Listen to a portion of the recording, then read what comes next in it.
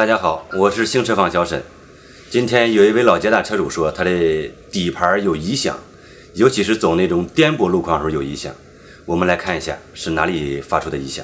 下面用到的工具有风炮22的套筒一个，锤子一把，铁棍一个，内流环扳手一套。我们打开这个盖子，看到这个减震器顶角这个缝隙有明显的增大，而且这个减震器托盘有点歪。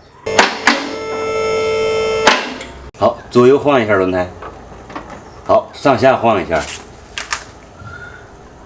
都没有间隙，把轮胎往上抬一下试试。好，找到原因了，就是减震器顶角坏了，明显的晃动。这就是新的减震器顶角，这个旧的减震器顶角在这个盖子的下面。下面我来给大家拆一下，让大家看看。先把顶角的盖子拿掉，我们从下边拿出来这个旧的减震器顶角。好，我们转了一下这个减震器顶角，它的轴承不坏，就是减震器顶角压塌了。我们只是把这个减震器顶角拿下来就行了。看，这个顶角是旧的，里边的芯都已经顶出来了，然后再看它的厚度，这个已经明显的把它给压薄了。我们把新的安装上去。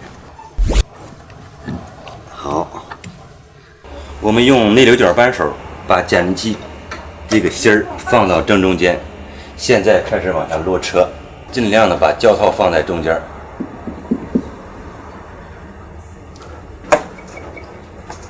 好，这样就好了。这个胶套刚好跟这个上边这个轮穴冲齐它就行了。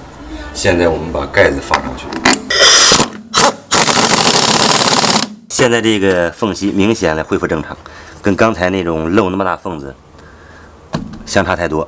下面我们来更换第二个减震器顶角。为了让大家更清楚的看到这个顶角在什么位置，我们把整个减震器都卸下来了。这个顶角就是在减震器的最顶端，就这个东西，这个东西已经坏了。我们现在换上新的。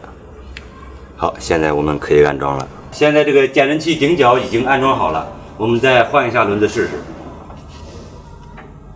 好，间隙已经完全消失了。更换完减震器顶角以后，颠簸路况测试异响消失。本节目到此就结束了，大家有什么问题和建议，在屏幕下方留言。咱们下期再见。